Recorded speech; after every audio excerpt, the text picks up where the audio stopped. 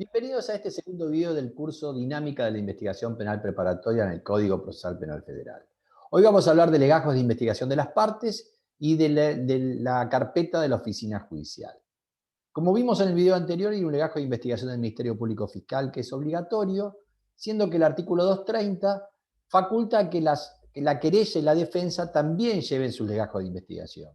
Esto obviamente es consecuencia de esta idea de igualdad de armas, un principio del acusatorio, y entonces aparecerán eventualmente estos legajos que sí no son obligatorios, son optativos. Y por supuesto que si el legajo de investigación del fiscal puede llevarse de forma desformalizada, con mucha más razón estos dos por esa circunstancia de no ser obligatorio. El 230 remite al artículo 135b, y ese artículo dice: las demás partes podrán recolectar por sí las pruebas que consideren necesarias. Y este concepto de pruebas, bueno, es un concepto equívoco, como ya vimos en el video anterior. Como señala Binder, bueno, hay elementos de prueba. Son evidencias, es información lo que se colecta en estos legajos y recién se va a convertir en prueba en el juicio. Diferente es aquello que se haga a través del procedimiento de anticipo de prueba, que requiere la presencia del juez, y entonces eso sí va a poder introducirse aún habiéndose producido una etapa preparatoria en el juicio. Pero en los legajos de investigación de las partes, lo que va a haber son elementos de prueba, indicios, eh, evidencias. Respecto del legajo de investigación de la querella, el artículo 135 sigue diciendo que la prueba que produzca la querella se incorporará como anexo al legajo de investigación del fiscal siempre que lo solicite así la querella, con lo cual es un anexo optativo que queda esa decisión en poder del propio querellante. Si pasamos al legajo de investigación de la defensa, bueno, el 135, inciso B, termina diciendo: la defensa tendrá su propio legajo de investigación, que también entonces se manifiesta con esta idea de igualdad de armas, pero este legajo lo regula el 233, cuyo tercer párrafo dice que la información que recabe la defensa en su legajo no será pública para las restantes partes. Y esto podría plantear si no hay una violación a esa igualdad de armas, porque mientras la defensa puede acceder al legajo de investigación de la fiscalía y la querella no pueden acceder al legajo de investigación de la defensa. Pero eso allí no hay un problema de violación a este principio de igualdad, simplemente hay una herramienta de compensación, que se ve muy clara en el caso del Ministerio Público, que, bueno, es quien dirige la investigación en definitiva. Y por otro lado, bueno, si se permitiera el acceso, bueno, se violaría la confidencialidad, el deber de confidencialidad que tiene el abogado respecto de su cliente, e incluso, bueno, podría haber una violación al derecho a no declarar contra sí mismo, porque en ese legajo de la defensa podría bien estar una versión de los hechos brindados por el propio imputado. En Chile se produjo en algún momento la discusión porque, bueno, como bueno, el Ministerio Público podía pedir información a órganos públicos y el Ministerio Público de la Defensa lo era, bueno, empezaron los fiscales a pedirle esos legajos de investigación de la defensa y, por supuesto, la defensa se opuso con estos argumentos: confidencialidad y no autoincriminación. Volviendo a la redacción del 233, sigue diciendo que esa información que colecte la defensa puede ser presentada al representante del Ministerio Público Fiscal durante la investigación penal preparatoria. También puede ser que directamente se invoque esa evidencia en la audiencia para avalar las pretensiones de la defensa, o al momento de la audiencia de control de la acusación, que cuando la acusación prospera, se abre una etapa dentro de esa audiencia de ofrecimiento y admisibilidad de la prueba para preparar el juicio.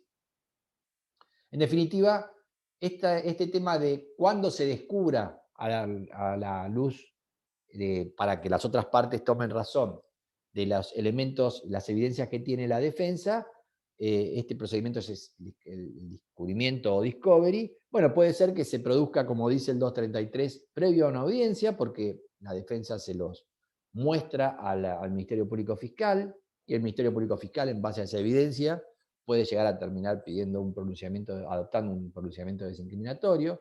Puede ser que sea en una misma audiencia, y si así sucede, bueno, sí, las contrapartes, o sea, fiscal y querella, tendrán la oportunidad de pedir un receso de esa audiencia para poder controlar esa prueba, porque no la pudo haber conocido antes.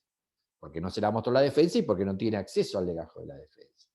Y finalmente puede ser que nunca se produzca este descubrimiento, simplemente si la defensa no va a hacer uso de esa evidencia en ninguna oportunidad, en fin, permanecerá impectore esa evidencia, tanto para las partes como para los jueces.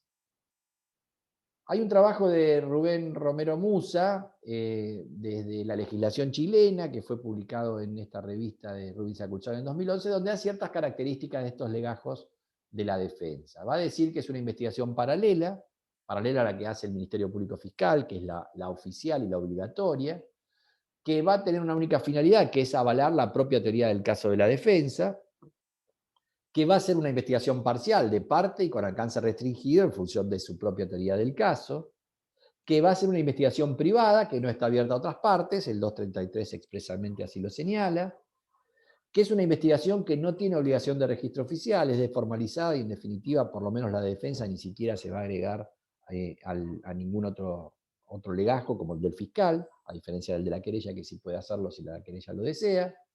Es una investigación que es disponible, que está disponible, o sea que de lo que hay dentro de esa investigación, la parte elige lo que hace a su teoría del caso. Es una investigación que en principio no tiene ayuda ni tiene recursos externos, aunque puede haber casos donde ese auxilio sea necesario. Por ejemplo, como estas partes, tanto defensa como podemos también hablar de la querella, no tiene la posibilidad de ejercer compulsivamente eh, sus facultades compulsivamente, bueno, requerirán en algunos casos auxilio judicial. Y entonces en esos casos podrá ser que el auxilio sea judicial, brindado por el juez, o en otros casos, conforme la opción que haga la legislación, que el auxilio se lo preste el Ministerio Público Fiscal. Como vamos a ver, es mucho mejor el auxilio judicial, por lo menos respecto de la defensa. Finalmente, la última característica que presenta Musa es que puede no existir este legajo, no es obligatorio.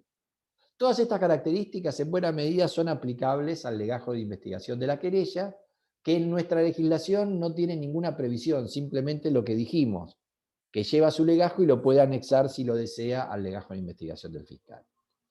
Así que todas las características que recién mencionamos para el legajo de la defensa parecen ser aplicables plenamente al legajo de investigación de la querella. Vamos a ver que el 135, inciso B, sigue diciendo que las demás partes, o sea, tanto la defensa como la querella, pueden recolectar por sí las pruebas y solo recurrirán, agrega, al representante del Ministerio Público si fuese necesaria su intervención. De modo que la opción que elige nuestro legislador es el auxilio del Ministerio Público Fiscal, tanto para la querella, que está de su lado, como para la defensa, que está de la vereda contraria. El artículo sigue diciendo que si el fiscal se niega, se puede recurrir al órgano jurisdiccional para que así lo ordene. Y en este sentido aparece el control jurisdiccional sobre la decisión del fiscal de no producir esa evidencia y la consecuencia del control judicial, si le da la razón a la parte que se queja, sea fiscal, sea querella, sea defensa, será que el juez las ordena esas medidas. Entonces aparece el auxilio judicial como solución, pero claro, es subsidiario, es para el caso de que el fiscal lo haya negado como de primera agua. El auxilio judicial parece mejor solución y así lo prevé el 279 en la audiencia de control de la acusación y para los delitos de acción privada, bueno, allí no hay fiscal. El tema es que esta solución que brinda el 135 de manera subsidiaria, donde el juez termina dando el auxilio judicial después de controlar y dar vuelta a la decisión del fiscal, no estaba prevista en origen como tal, estaba prevista siempre con auxilio fiscal. El ex artículo 128, que con el texto ordenado del decreto 118 pasó a ser el 135, en la versión original del 2014 no decía para que el juez así lo ordene, sino para que el juez se lo ordene al fiscal. El problema está que modificaron esta norma, pero omitieron modificar otra que tenía la misma solución original de orden del juez al fiscal, que es el 260. Ese artículo 260 tiene, bueno, ciertas particularidades. Habla de proponer diligencias y dice que las partes, sin perjuicio de las facultades de investigación autónoma que tienen la facultad de proponer esas diligencias en cualquier momento de la investigación preparatoria al Ministerio Público Fiscal. Y lo prevé para dos supuestos: cuando se tratare de medidas cuya realización pueda verse frustrada de no ser practicadas en esa oportunidad, o cuando dependiera de ellas la resolución de una medida cautelar. Con lo cual, el auxilio judicial del Ministerio Público es la opción como la tenía en origen el 135.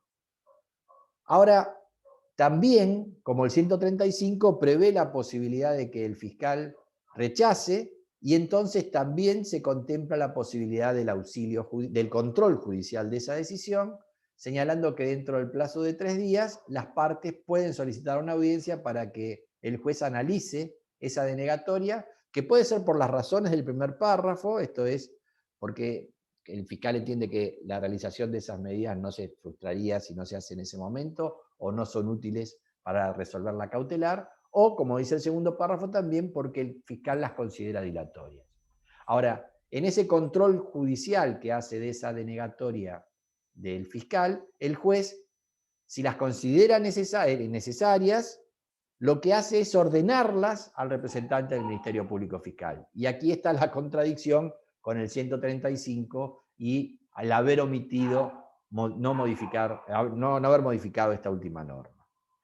La cuestión es que se lo plantea como facultad, pero esto es verdaderamente relativo si es una facultad.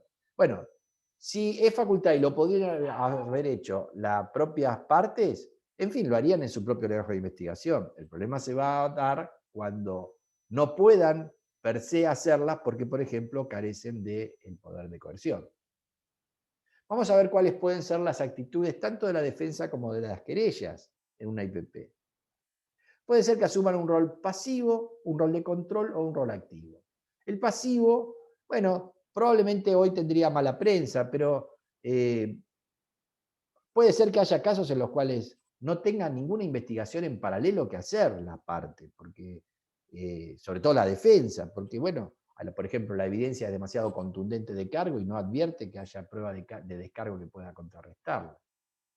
Por supuesto que tanto defensa como querella de mínima tienen que ejercer una actividad de control sobre el legajo de investigación del fiscal para preparar sus teorías del caso y, bueno, digamos, preparar los casos que tengan que ir a litigar confrontando sus propias teorías con las que pueda sostener la fiscalía.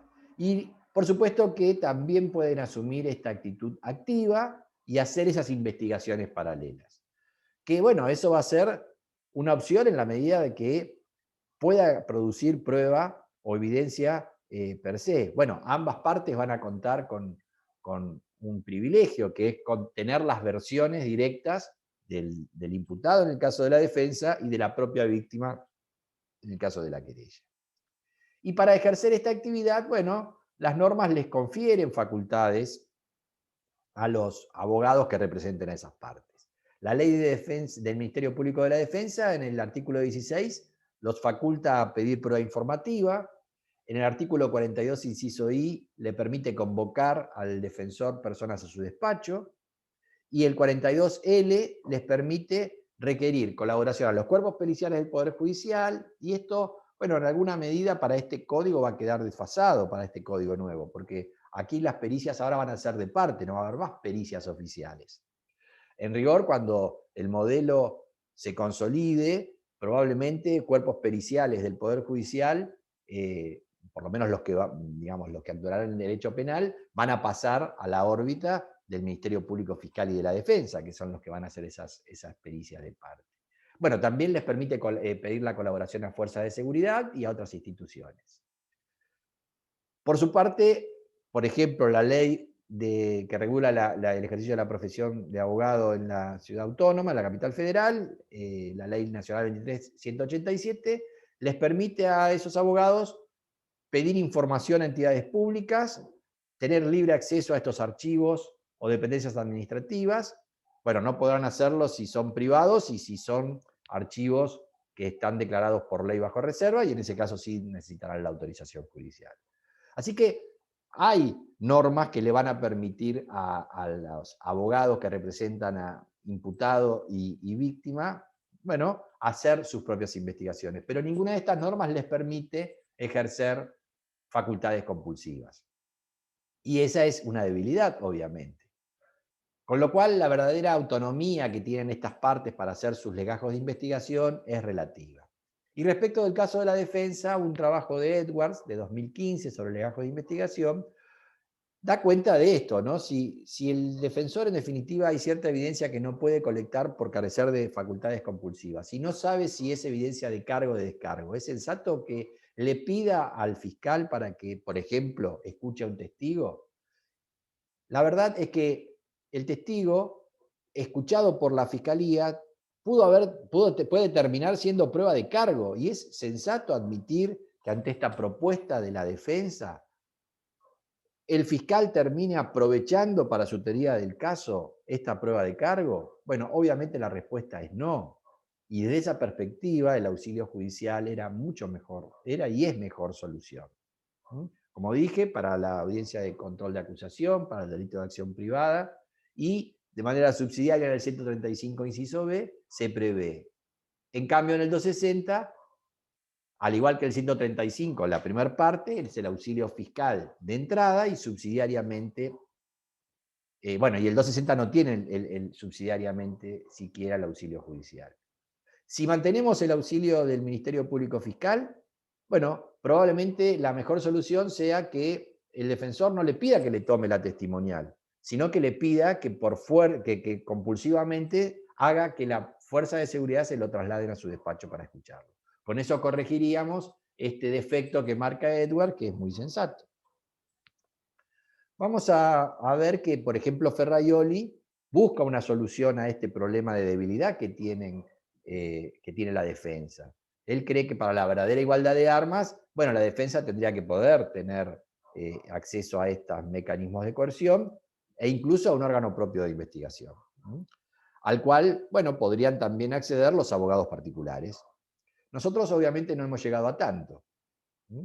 Con lo cual, bueno, en el mientras tanto pareciese que habría que elegir el auxilio judicial como solución, o subsidiariamente, si vamos a mantener el auxilio del Ministerio Público Fiscal, bueno, reformularlo en términos de que no pueda aprovecharse el Ministerio Público Fiscal de evidencias que a pedido de la defensa le terminen siendo de cargo. Vimos que hay, bueno, en definitiva, varios legajos de investigación, o sea que papeles va a haber. El del Ministerio Público, que es obligatorio, y estos otros que son optativos. Pero va a haber más papeles. Bueno, papeles que pueden ser legajos virtuales. La ley también exige que el Poder Judicial forme una carpeta judicial que va a corresponder, va a pertenecer a la oficina judicial. La oficina judicial tiene que hacer esta carpeta de manera obligatoria. En el código eso figura en el artículo 58, que mete el germen de esta institución contracultural, y dice que esa oficina tiene que confeccionar esta carpeta judicial donde va a sentar la actividad que realice para cada caso, o sea que cada caso va a tener su carpeta.